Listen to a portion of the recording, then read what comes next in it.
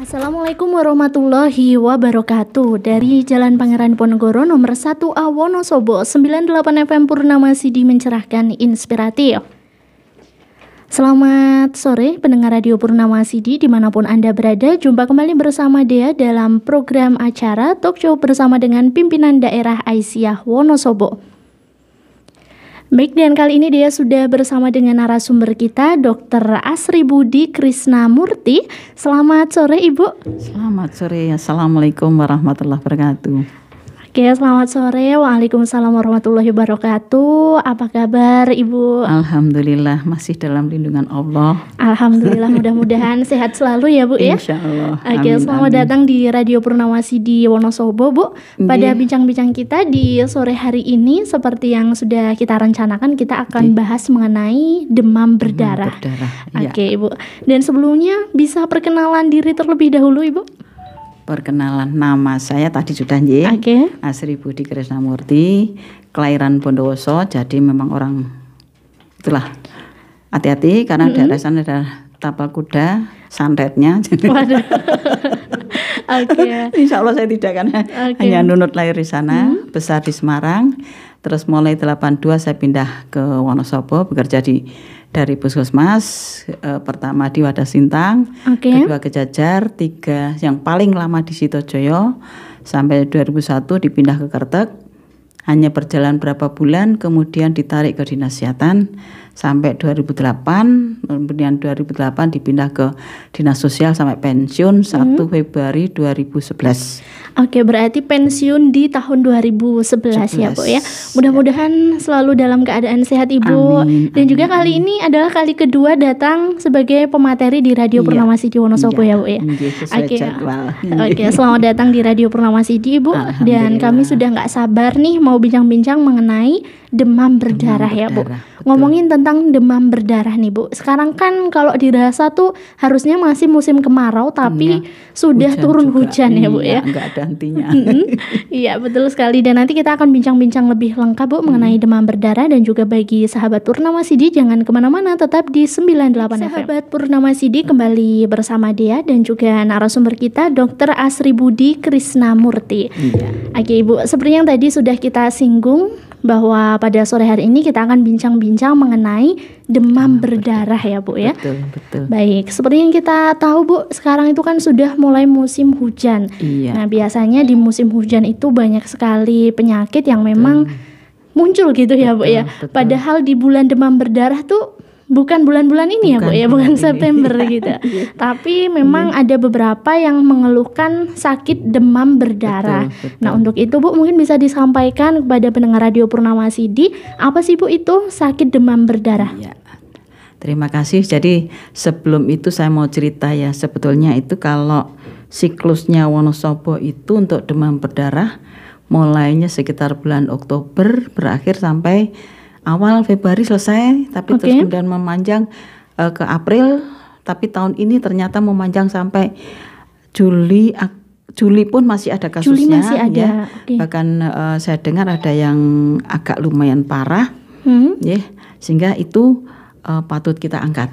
Ya, patut kita angkat dengan harapan refresh lagi kepada masyarakat supaya waspada agar tidak menjadi korban. Karena bagaimanapun penyakit ini ya dikatakan ringan, tapi dikatakan berat juga berat.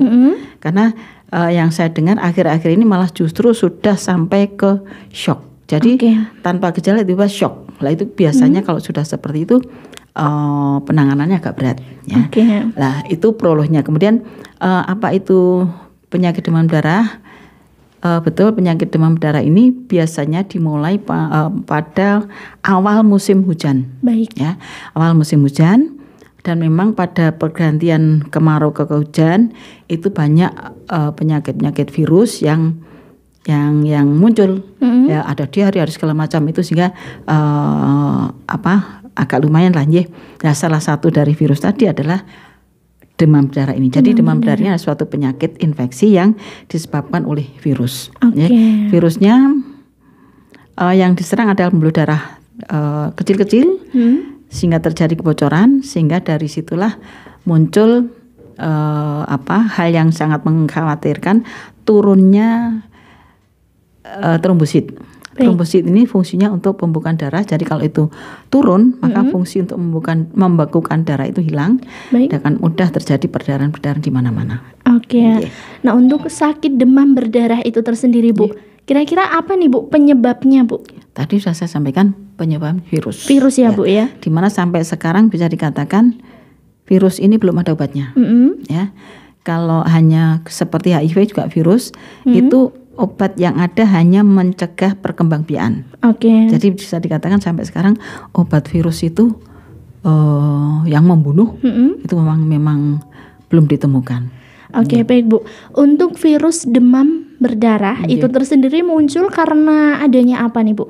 Apa kiranya penyebabnya? Apakah biasanya kan kalau demam berdarah gitu identiknya tuh dengan nyamuk demam berdarah gitu ya, Bu ya. Nah, mungkin bisa disampaikan Bu, apa penyebab dari demam berdarah? Tadi sudah disebutkan penyebabnya virus, terus kemudian penyebarannya itu dilakukan oleh nyamuk. Jadi tidak bisa tanpa adanya nyamuk untuk penyebaran penyakit ini. Nyamuk apa yang menyebabkan itu adalah nyamuk Aedes aegypti. Kalau dulu waktu saya masih aktif di Dinas Kesehatan dan kebetulan ditugaskan di P2M, itu info yang kami terima demam berdarah ini nyamuknya Aedes ini hidupnya itu siang, jadi dari subuh sampai maghrib. Tapi terakhir saya mendapatkan info ternyata dia juga bisa malam. Jadi waktu itu kami mengenalinya agak lebih mudah karena apa? Ini siang, sementara yang malam itu malaria. Jadi kalau malam larinya ke malaria, kalau siang larinya ke demam berdarah. Penyebarnya adalah Aedes aegypti. Berarti disebabkan oleh virus. Yang virus itu dibawa oleh nyamuk Aedes aegypti. Ketika nyamuk itu menggigit seseorang, di mana di dalam tubuh nyamuk tadi ada virus. Ketika dia menggigit seseorang, dia mengeluarkan cairan dulu untuk mencegah darah membeku. Sambil keluar cairan tadi ikut virus yang ada di dalam. Virus yang masuk inilah yang menyebabkan sakit pada orang yang digigit oleh nyamuk tadi. Bu. Baik nih, Bu. Lantas bagaimana sih, Bu, cara mengetahui seseorang itu terkena demam berdarah? Dan kiranya gejala-gejala yang biasanya muncul apa saja, Ibu? Diawali dengan demam. Ya. Jadi infeksi itu biasanya memang diawali dengan demam. Demamnya ini antara demamnya naik turun, kemudian untuk timbul gejala yang disebut masa inkubasi pada virus ini adalah antara 1 sampai 7 hari. Jadi ada yang berpikir sehari, besoknya udah demam. Sudah demam, sudah ada gejala, sudah dan sebagainya. Tapi ada juga yang nunggu seminggu. Karena memang masa inkubasi adalah virus tadi masuk tubuh, kemudian dia berkembang biak, kemudian timbullah gejala penyakit, itu yang disebut inkubasi. Itu antara 1 sampai 7 hari. 1 sampai 7 hari gitu ya. Dan khas untuk demamnya ini adalah naik turun, seperti pelana kuda. Bisa bayangkan pelana kuda naik turun naik lagi. Nah, itu Biasanya ada jarak waktu gitu, Bu, misalnya naik selama berapa menit atau kisaran jam tertentu, Bu? Itu enggak terus ditentukan waktunya, tidak. Pokoknya habis naik turun, naik lagi turun, itu khas untuk jadi kalau bentuknya grafiknya naik turun itu khas untuk virus apapun. Baik. Kalau selain dari gejala melalui demam itu, Bu, apakah ada gejala lain, Bu, untuk menentukan demam berdarah? Misalnya demam tadi sudah naik turun tadi, terus kemudian ada ruam atau bintik-bintik merah di kulit. Ya. Ini khusus untuk yang jenis yang demam berdarahnya ya.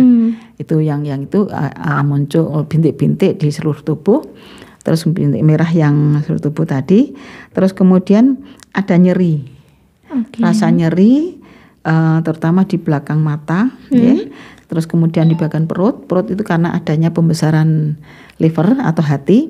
Jadi karena masuknya virus ini hati tadi membesar ini selaput hati tadi teregang, terjadilah nyerinya di ulu hati, ya. Terus kemudian otot juga ada nyeri, kemudian di punggung, di sendi dan di tulang. Itu rasa nyeri di sana. Kemudian kehilangan nafsu makan, kemudian kelelahan, bisa mual, bisa muntah, sakit kepala, sakit tenggorokan, dan kalau sudah trombositnya turun, terjadilah mimisen, perdarahan di gusi, dan sebagainya. Oke, berarti itu untuk kita bisa mengetahui ya Bu gejala-gejalanya apa saja.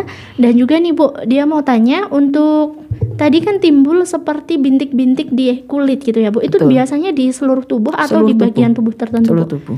Oke, ada rasa gatal gitu atau hanya bintik-bintik saja Bu? Bintik-bintik merah.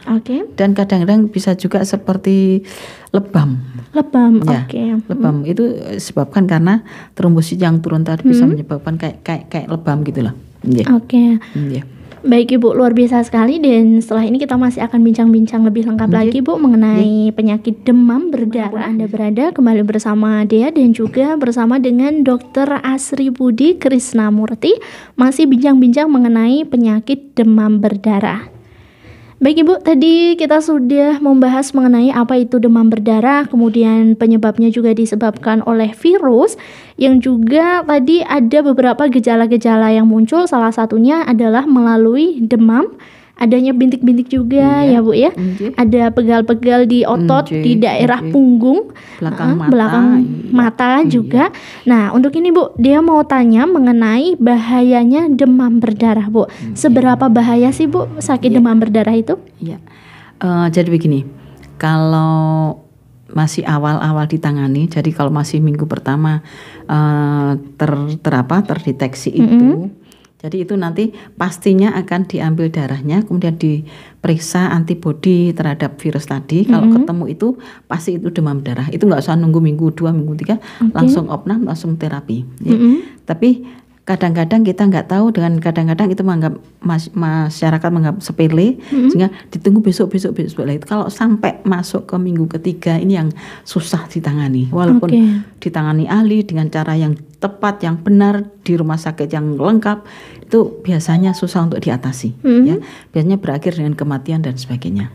Jadi bahayanya antara lain tadi karena trombosit turun banget, sehingga ketika ada perdarahannya akan susah dihentikan. Baik itu tadi melalui mimisan misalnya, gusi-gusi di dalam organ dalam juga ada perdarahan. Terus kemudian yang jadi karena pembuluh darah tadi terjadi kebocoran, banyak cairan yang keluar, akhirnya orang tadi juga akan kekurangan cairan, dehidrasi. Dehidrasi ini tanda-tandanya adalah jadi kita harus waspada ketika ada gejala-gejala ini. Itu tandanya bahwa dia sudah masuk ke dehidrasi, yaitu frekuensi atau berapa kali dia kencing, terus kemudian jumlah air kencingnya itu berkurang, itu tanda bahwa itu sudah masuk ke dehidrasi. Normal kan hanya beberapa menit gitu sudah terbentuk air kencing. Ya, orang itu kalau tidak ditampung di kandung kemih itu biasanya akan keluar. Tapi karena cairannya kurang, maka ke berapa kalinya kencing dan jumlahnya kencing ini akan berkurang, dan itu akan sangat mengganggu ke ginjal. Terus kemudian air mata kadang-kadang nggak keluar, karena cairannya kurang tadi. Terus kemudian mulut atau bibir itu menjadi kering. Terus karena cairan ke otak juga berkurang, maka pasokan oksigen juga berkurang. Dia akan menjadi kayak orang bingung. Bingung, menurunnya terus konsentrasi gitu ya Bu ya. Betul juga. Terus dia akan merasa kedinginan. Itu tanda-tanda bahwa dia sudah masuk ke dehidrasi. Jadi jangan sampai itu muncul, segera ditangani. Terus kemudian agar tidak sampai melebar ke yang lainnya. Bahaya yang lain adalah ketika tadi menjadi berdarah-darah tadi. Terus kemudian yang lebih bahaya lagi ketika menjadi shock. Di mana saya tadi awal cerita bahwa akhir-akhirnya banyak cerita demam berdarah justru langsung shock. Kalau shock itu yang gejalanya yang muncul bagaimana Bu? Demam hanya biasa, tiba-tiba shock gitu aja. Oh begitu. Saya punya kenalan, putranya itu orang tuanya sudah curiga ke demam berdarah, sudah diperiksakan dan sebagainya. Tidak ada tanda-tanda sama sekali. Tapi tiba-tiba sudah diperiksa 3 kali, tidak ada tanda sama sekali. Terus kemudian tiba-tiba anak ini shock. Shock di bawah rumah sakit sudah nggak tertolong. Pingsan, tidak sadar. Baik. Itu tanpa perdarahan, tanpa demam, jadi nggak jelas gejalanya. Ya, itu yang lebih bahaya dari semua yang ada di demam berdarah. Oke, berarti tidak selalu seseorang yang terkena demam berdarah itu muncul gejala secara langsung ya Bu ya? Tidak. Jadi kalau yang apa namanya yang model lama gitu ya, itu demam dulu, terus kemudian nyeri tadi, terus kalau dulu khas nyeri di ulu hati. Baik. Khas, sehingga ketika ada orang demam nyeri ulu hati langsung kita periksa dengan pemeriksaan rumpelit ya, tadi tensi kemudian ditahan di sana terus muncul bintik-bintik, itu kita bisa curiga ke sana ya. Tapi dengan yang sekarang itu sudah nggak jelas lagi. Sudah tertumpuk dengan segala macam, sehingga sekarang lebih cepatnya kalau demam dalam musim demam berdarah, mending dibawa rumah sakit, diambil darahnya, ditemukan antibodinya, ketemu itu sudah langsung mondok, ditangani aman, insya Allah. Yeah. Berarti tidak usah menunggu gejala muncul lengkap gitu ya Bu ya? Ditunggu lengkap ya. Baik. Nanti kalau sudah masuk ke minggu ketiga sudah nggak bisa ditolong lagi. Oke Bu, tadi dia menarik sekali Bu di pembahasan yang gejala itu muncul melalui pendarahan ya Bu ya. Biasanya baik itu mimisan ataupun mungkin di sekitar gusi gitu.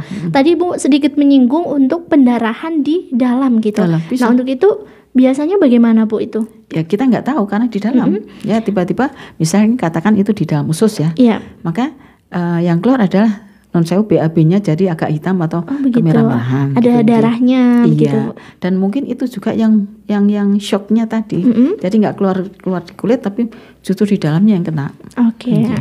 Oke Bu, tadi sudah disampaikan ya Bu mengenai bahayanya DB, ternyata tiba-tiba ada yang shock langsung bahkan bisa kemungkinan tidak bisa tertolong gitu.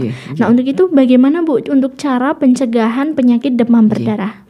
Tadi sudah saya sampaikan bahwa penyebabnya virus. Terus kemudian yang membawa adalah nyamuk Aedes. Baik. Kita harus tahu bahwa nyamuk Aedes ini selama nyamuk Aedes tidak menggigit kita, ya, insya Allah aman. Walaupun kita di lingkungan yang sangat padat nyamuknya, tapi kalau nyamuk itu tadi tidak menggigit kita, itu aman. Jadi apa yang harus kita lakukan? Penjagaannya adalah lingkungan, ya. Mengatasi lingkungan, jaga lingkungan jangan terlalu, katakan tidak terlalu rimbun, tidak terlalu kotor dan sebagainya. Tapi kebetulan nyamuk ini adalah nyamuk ningrat. Kenapa dikatakan ningrat? Kan dia suka yang bersih-bersih.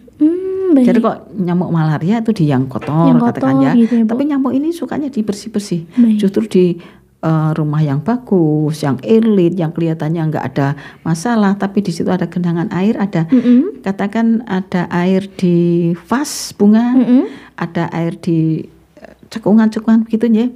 Itu kalau ada jentik nyamuk di situ, nyamuknya tumbuh di situ, dan nyamuk itu mengandung virusnya, ketika menggigit kita akan kena. Jadi bagaimana mencegahnya? Lingkungannya diperbaiki, ya. Semua tempat-tempat penampungan air itu agar dijaga, jangan sampai nyamuk itu hinggap di sana bertelur sampai menetas sampai jadi nyamuk. Dijaga jangan sampai terjadi seperti itu. Jadi harus waspada seperti vas bunga, lepek, ya tempat lepek tempat kayak cangkir itu ya. Itu kadang-kadang ada airnya, jangan sampai terus tempat penampungan air ya, seperti gentong dan sebagainya. Biasanya kan kita punya simpenan air di dapur untuk masak. Nah itu dijaga dengan cara apa? 3M. Menutup, kemudian 3M menutup, menimbun dan membakar. Ya. Jadi semua barang-barang yang kira-kira bisa untuk menampung air itu kalau tidak bisa dibakar ditimbun. Terus kalau tidak bisa ditutup ditimbun. Ya.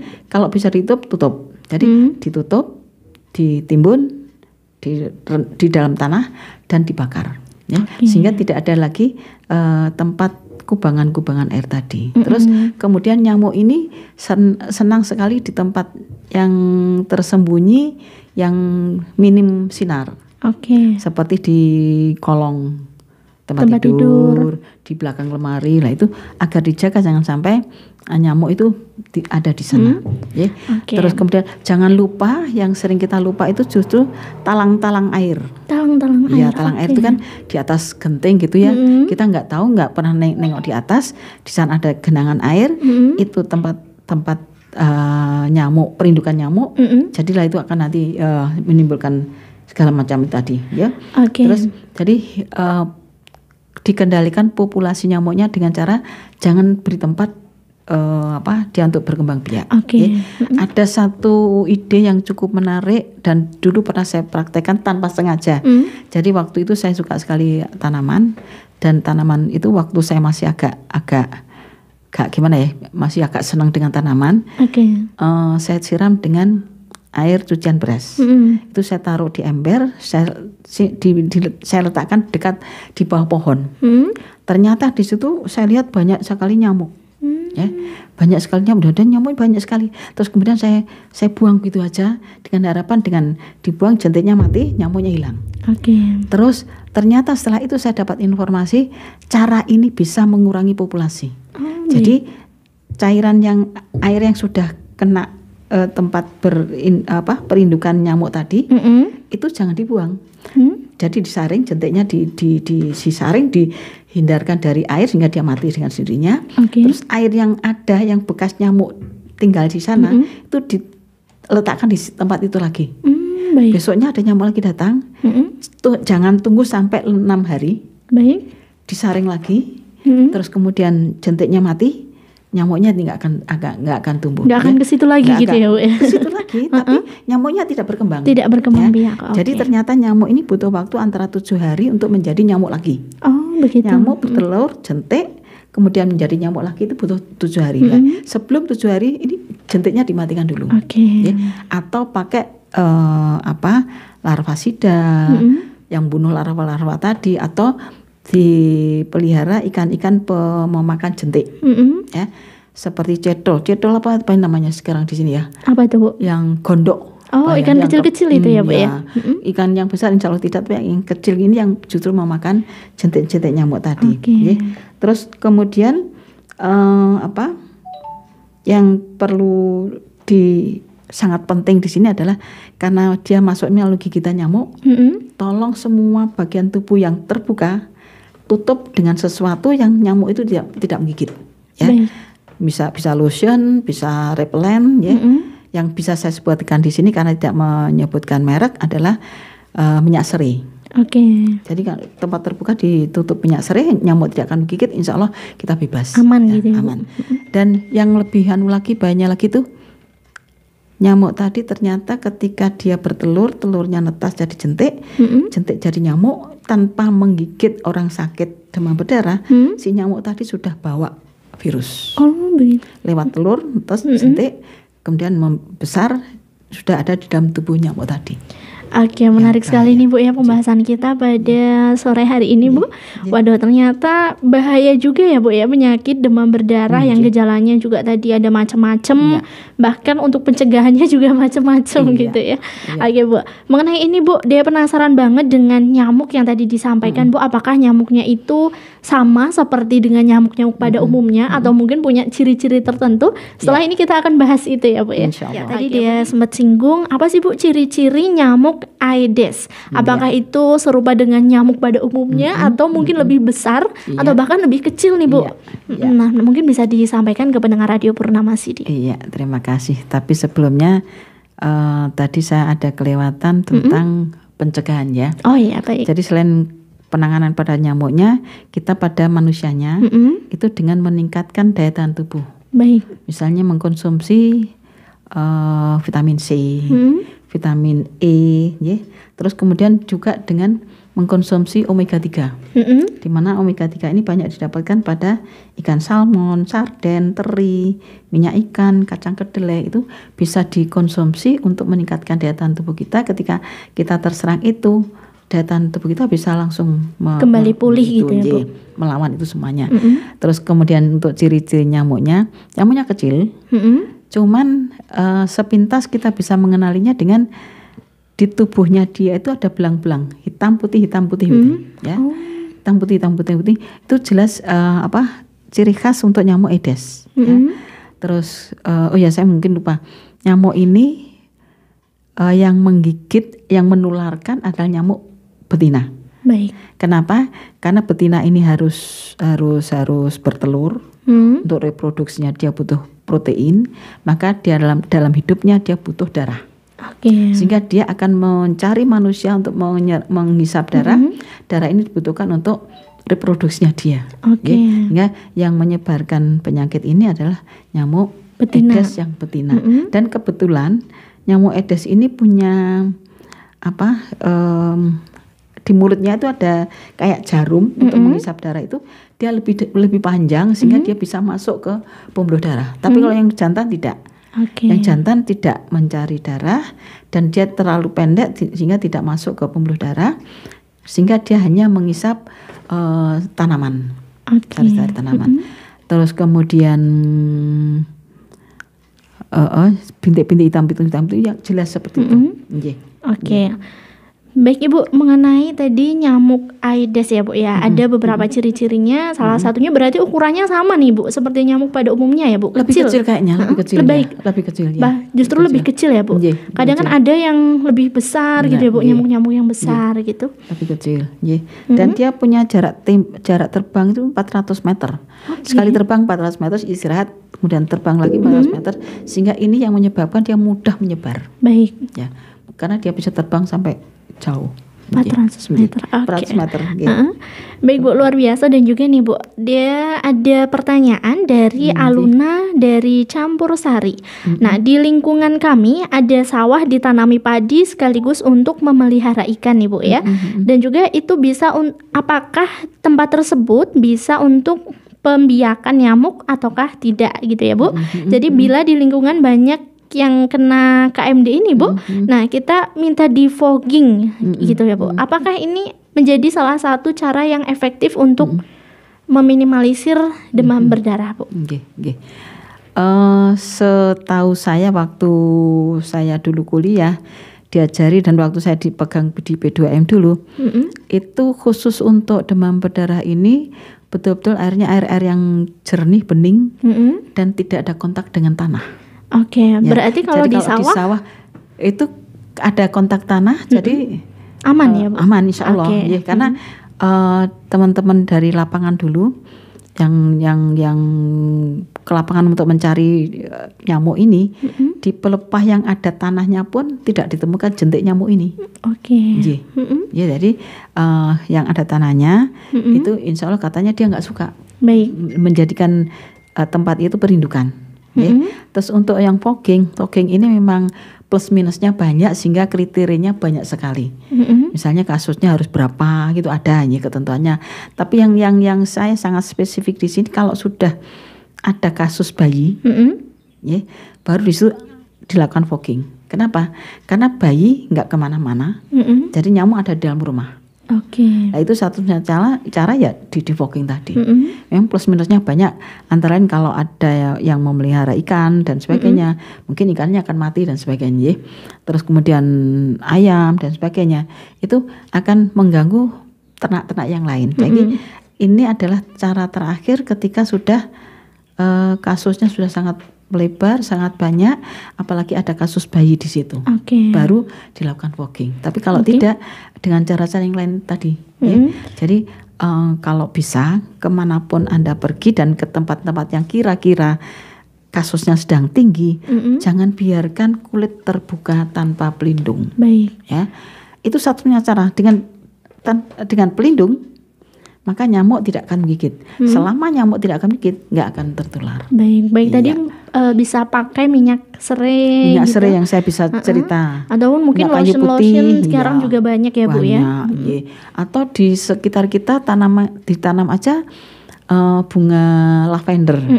Itu nyamuk nggak suka.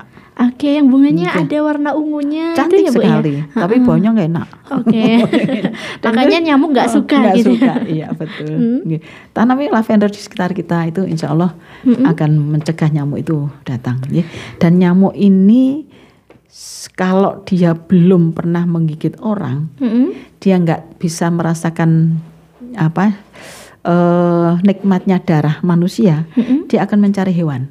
Jadi kalau di sekitar kita ada hewan-hewan ternak, katakan sapi, kambing dan sebagainya, itu kambing bukan yang berbulu tebal ya, itu dia akan cukup menggigit hewan tadi ya.